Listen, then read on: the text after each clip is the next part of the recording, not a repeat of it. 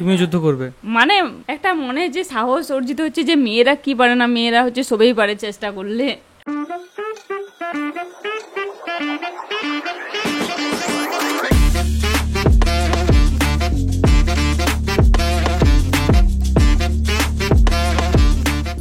বিশ্বের ইতিহাসে 10 জন মুসলিম নারী যোদ্ধা। তো চলো এই ভিডিওটা দেখা যাক। অ্যান্ড এই 10 জন নারী যোদ্ধা কে ছিলেন, এবং আমাদের জন্য এটা প্রথমবার দেখা। থেকে বীর মুসলিম যোদ্ধা সম্পর্কে জানি, কিন্তু মুসলিম ইতিহাসে এমন কিছু নারী যোদ্ধারা ছিল যাদেরকে দেখে শত্রুরা ভয়ে কেঁপে উঠত। পৃথিবীর ইতিহাসে এমন কিছু নারী যোদ্ধারা রয়েছে যারা শুধুমাত্র যুদ্ধক্ষেত্রে যুদ্ধই করেনি, এমনকি তারা বিভিন্ন বড় বড় যুদ্ধে নেতৃত্ব দিয়েছে। এর মধ্যে এমন কিছু নারী যোদ্ধারা রয়েছে যাদের কাছে 5-10 জন পুরুষ যোদ্ধা কিছুই না। এই সমস্ত নারী যোদ্ধারা এতটাই সাহসী এবং বিচক্ষণ ছিলেন যে ইতিহাসে তাদের নাম এখনো লেখা রয়েছে। তো আজকের এই ভিডিওতে আমরা জানতে চলেছি মুসলিম ইতিহাসের এমন কিছু নারী যোদ্ধা সম্পর্কে যাদের ইতিহাস জানলে আপনার লোম খাড়া হয়ে যাবে। তো প্রথমে রয়েছে নুসাইবা বিনতে কাব। ইতিহাসে যত নারী যোদ্ধারা রয়েছে তাদের মধ্যে অন্যতম একজন নারী যোদ্ধা হচ্ছে নুসাইবা বিনতে কাব। তিনি এমন একজন নারী সাহাবী ছিলেন যিনি মহিলাদের শিখিয়েছিলেন যুদ্ধক্ষেত্রে কিভাবে যুদ্ধ করতে হয়। তিনি ইতিহাসের এমন একজন নারী যোদ্ধা ছিলেন যিনি রাসূল সাল্লাল্লাহু আলাইহি ওয়াসাল্লামের পাশে থেকে যুদ্ধ করেছিলেন, এবং এই নারী সাহাবী সরাসরি নবীজির কাছ থেকে ইসলাম গ্রহণ করেছিলেন। তিনি সেই সময় মনে করেছিলেন ইসলাম ধর্মকে রক্ষা করার জন্য নারীদেরও যুদ্ধক্ষেত্রে যাওয়া প্রয়োজন। মুসলিম ইতিহাসে এমন অনেক যুদ্ধ ছিল যে যুদ্ধে তিনি সরাসরি যুদ্ধ করেছিলেন, এবং অবাক করা বিষয়টি হচ্ছে উহুদের যুদ্ধে তিনি সবথেকে বেশি ভূমিকা রেখেছিলেন। এই যুদ্ধে তিনি নবীজিকে শত্রুদের হাত থেকে রক্ষা করেছিলেন। অন্য কোনো যুদ্ধে তিনি অন্যান্য নারীদের মতো যোদ্ধাদের পানি পান করা এবং তাদের দেখাশোনা করত, কিন্তু উহুদের যুদ্ধে তিনি এমনভাবে লড়াই করেছিলেন যেটি দেখে সবাই অবাক হয়ে গিয়েছিল। তিনি এক হাতে উন্মুক্ত তরবারি এবং এক হাতে ঢাল নিয়ে যুদ্ধক্ষেত্রে নেমে পড়েছিলেন। তিনি উহুদের যুদ্ধে তার কাঁধে অনেক আঘাত পেয়েছিলেন, কিন্তু তারপরও যুদ্ধক্ষেত্র থেকে তিনি পিছপা হননি। তিনি উহুদের যুদ্ধে নবীজিকে চারিদিক থেকে রক্ষা করেছিলেন। পরবর্তীতে নবীজি একথা সবাইকে বলেছিলেন যে যুদ্ধক্ষেত্রে আমি যেদিকে তাকাচ্ছিলাম সেদিকে দেখতে পেয়েছিলাম যে নুসাইবা আমাকে রক্ষা করছে, এবং তিনি অনেক পুরুষ যোদ্ধাদের থেকেও অনেক ভালো যুদ্ধ করেছিলেন। এমনকি রাসূল নিজে এই নারী সাহাবী এবং যোদ্ধার জন্য দোয়া করেছিলেন। তো এরপরে রয়েছে জয়নব বিনতে আলী। পৃথিবীর ইতিহাসে যত মুসলিম নারী যোদ্ধা ছিল তার মধ্যে অন্যতম একজন নারী যোদ্ধা হচ্ছে জয়নব বিনতে আলী। এই নারী হচ্ছে হযরত আলী রাদিয়াল্লাহু তাআলা আনহু এবং ফাতেমা রাদিয়াল্লাহু তাআলা আনহার মেয়ে। কারবালার সেই ভয়ঙ্কর যুদ্ধে জয়নব বিনতে আলীর অনেক বড় ভূমিকা ছিল। কারবালার যুদ্ধে যখন মুসলিমরা হেরে গিয়েছিল তখন তাদের জাতিকে নেতৃত্ব দেওয়ার তেমন কেউ ছিল না। তখন জয়নব বিনতে আলী ওই কমকে নেতৃত্ব দিয়েছিল। যখন কারবালা যুদ্ধে সকলে ইমাম হোসেনকে মারাত্মকভাবে আঘাত করছিল তখন জয়নব বিনতে আলী সেখানে দাঁড়িয়ে বলেছিল যে আমি কেন সবার থেকে পিছিয়ে থাকবো, আমাকেও যুদ্ধ করার অনুমতি দিন, আর নয়তো কিয়ামতের দিন যখন আমার মা জিজ্ঞেস করবে যে তোর ভাইয়ের জন্য কি করেছিস তখন আমি উত্তর দিতে পারবো না। এমনকি জয়নবের 2 জন পুত্র সন্তানও ছিল। তিনি ইমাম হোসেনকে বললেন আমার পুত্র 2টি তোমার রাস্তাতে কুরবান। ইমাম হোসাইনকে রক্ষা করার জন্য জয়নব বিনতে আলী তার ছোট ছোট 2 সন্তানকে শত্রুদের কাছে পাঠিয়ে দেয় যুদ্ধ করার জন্য। তার এমন সাহসিকতা এবং ধৈর্যের জন্য তাকে ইসলামের মধ্যে অনেক গুরুত্বপূর্ণ একজন নারী হিসেবে ধরা হয়, এবং বর্তমানে তার মাজার শরীফ দামেস্কতে রয়েছে। এই মাজার শরীফকে শিয়া এবং সুন্নি সকলেই সম্মান করে থাকে এবং ভালোবেসে থাকে। তো এরপরে রয়েছে খাওলা বিনতে আল আজওয়ার। পৃথিবীর ইতিহাসে সব থেকে সেরা নারী যোদ্ধাদের মধ্যে অন্যতম স্থানে থাকবে খাওলা বিনতে আল আজওয়ার। তিনি ছিলেন একজন প্রতিভাবান কবি,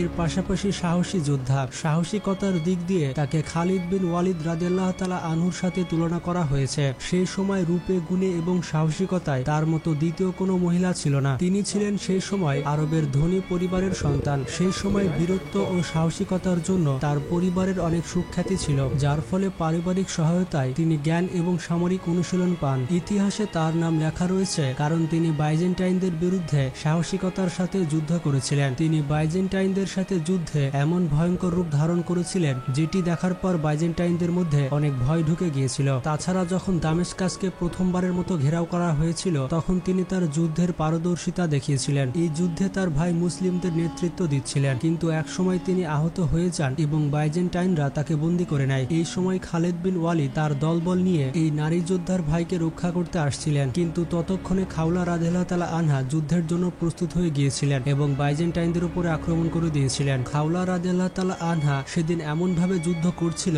যে মুসলিমরা তাকে দেখে ভেবেছিল যে খালিদ বিন ওয়ালিদ চলে এসেছে। এই নারী যোদ্ধার তলোয়ারে একের পর এক মারা যাচ্ছিল বাইজেন্টাইনরা। যখন খালিদ বিন ওয়ালিদ রাদিয়াল্লাহু তাআলা আনহু সেখানে পৌঁছালেন তখন দেখলেন দেখলেন খাওলা রাদিয়াল্লাহু তাআলা আনহা সেখানে রক্তাক্ত অবস্থায় পড়ে আছে। খালিদ বিন ওয়ালিদ তার পরিচয় জানতে চাইলে তিনি প্রথমে দিতে চান না, কিন্তু পরবর্তীতে তার পরিচয় দেন। বিভিন্ন ইতিহাসবিদরা বলেছেন যে এই নারী যোদ্ধা খালিদ বিন ওয়ালিদ রাদিয়াল্লাহু তাআলা আনহুর মতো যুদ্ধ করে। পরবর্তীতে আরেকটি যুদ্ধে খাওলা রাদিয়াল্লাহু তাআলা আনহাকে রোমানরা বন্দী করে নেয় এবং অন্যান্য বন্দীদের সাথে তাদের আস্তানাতে নিয়ে যায়। তখন তিনি অন্যান্য নারীদেরকে তাদের মনে সাহস যোগাতে থাকে এবং সেই সময় সকল নারীরা মিলে তাঁবুর যে খুঁটি ছিল সেই খুঁটিগুলোকে অস্ত্র বানিয়ে নিয়েছিল এবং তারা সবাই মিলে রোমান সৈন্যদেরকে মেরে ফেলেছিল। অবাক করা বিষয়টি হচ্ছে খাওলা রাদিয়াল্লাহু তাআলা আনহা যখন বন্দী ছিলেন তখন এক খ্রিস্টান রাজা তাকে বিবাহের প্রস্তাব দিয়েছিল, কিন্তু খাওলা রাদিয়াল্লাহু তাআলা আনহা ওই খ্রিস্টান রাজা সহ আরো 5 জন সৈন্যকে হত্যা করে ফেলেছিল। তো এরপরে রয়েছে সাইয়েদা আল হুররা। পৃথিবীর ইতিহাসে সব থেকে সেরা নারী যোদ্ধাদের মধ্যে অন্যতম স্থানে থাকবে সাইয়েদা আল হুররা। এছাড়া তিনি মুসলিম ইতিহাসের সব থেকে শক্তিশালী নারীদের মধ্যে একজন ছিলেন। সাইয়েদা আল হুররা নামের অর্থ হচ্ছে স্বাধীন নারী। 1492 খ্রিস্টাব্দে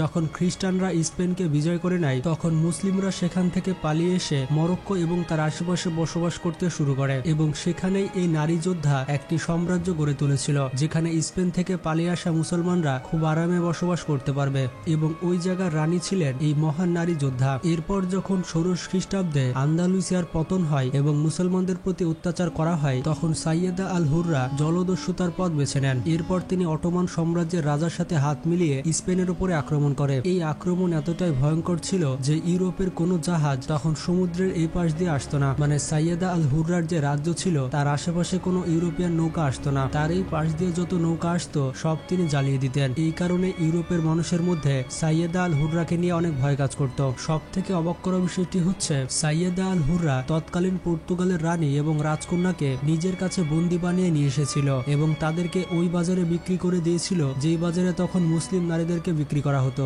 সাইয়েদা আল হুররার এমন কর্মকাণ্ডের কারণে সবার ভেতরে তাকে নিয়ে একটি ভয় কাজ করত। এখন আপনি বুঝতে পারছেন তিনি কত ভয়ঙ্কর নারী যোদ্ধা ছিলেন। তো যাই হোক, এরপরে রয়েছে সুমাইয়া বিনতে খায়াত। পৃথিবীর ইতিহাসে সব থেকে সেরা নারী যোদ্ধাদের মধ্যে একজন হচ্ছে সুমাইয়া বিনতে খায়াত। তিনি ইসলামের ইতিহাসে এমন প্রথম নারী সাহাবা ছিলেন যিনি ইসলামের জন্য শহীদ হয়েছিলেন। এছাড়া ইসলামের প্রাথমিক অবস্থায় যারা ঈমান এনেছিল তাদের মধ্যে তিনি অন্যতম ছিলেন। তবে তারা অনেক ছোট জাতি হওয়ার কারণে কুরাইশ বংশরা তাদের উপর অনেক অত্যাচার করত।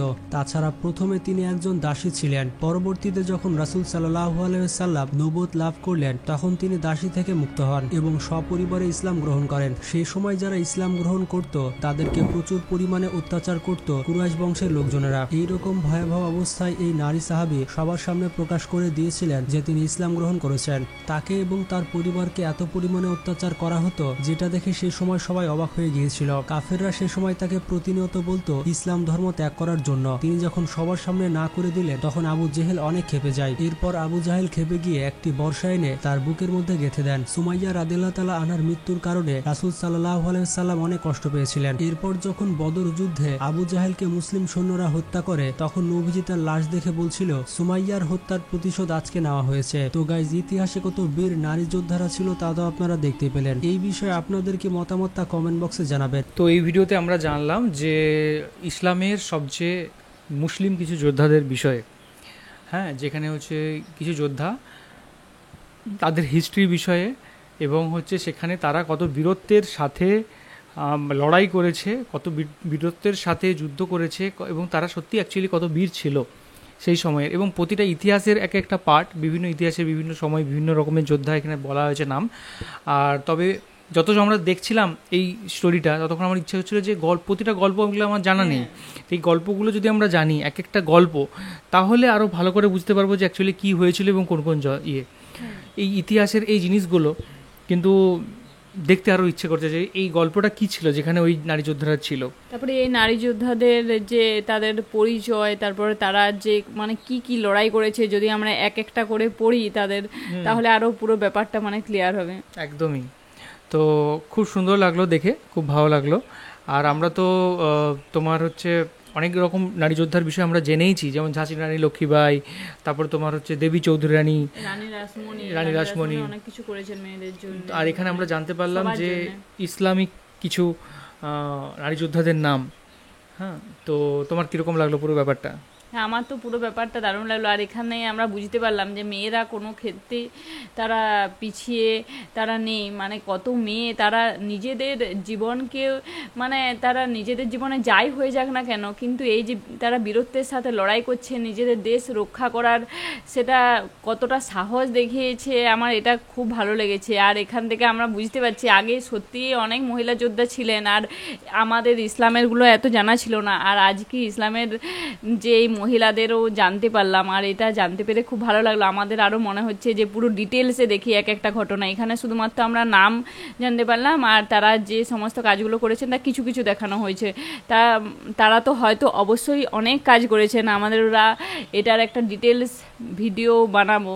আর তারা এই যে কতটা সাহস দেখিয়েছেন, আমার এরকম যুদ্ধ করা দেখে আমারও মনে হচ্ছে যে আমরাও পারবো। মানে এটা তুমি যুদ্ধ করবে, মানে একটা মনে যে সাহস অর্জিত হচ্ছে যে মেয়েরা কি পারে না, মেয়েরা হচ্ছে সবই পারে চেষ্টা করলে। আমি পারবো না, কিন্তু মানে কেন যুদ্ধ করতে পারবে না? কিন্তু বলছি যে এটা দেখে মানে মনে হচ্ছে যে মেয়েরা সবই করতে পারে। এটা দেখে একটা অনুপ্রেরণা যে আমরা সমস্ত কাজেই চাইলে করতে পারি, কোনো ক্ষেত্রেই মেয়ে তারপর ছেলেদের মধ্যে যে ভেদাভেদটা করা হয় সেটা একদমই নয়, সবাই তো একরকম নয়। আর এখানে মেয়েরা তারা কতটা মানে কতজন যে মহিলা তারা নিজেদের মানে শহীদ হয়ে তারা দেশ রক্ষা করেছেন, এটা দেখেও খুব ভালো লাগলো। আর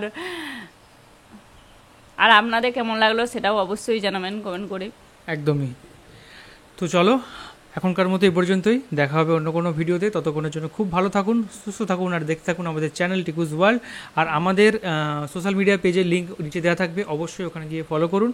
সেখানে কিন্তু আমরা অনেক রকমের ভিডিও রিলস কিন্তু আমরা দিতে থাকি।